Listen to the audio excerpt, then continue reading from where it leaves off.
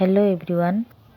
आज आपण मानकु आम बारीर फल गछर सहित आपण मानकु चलंतु छात उपरकु जिबा अति सहजरे तोली हो।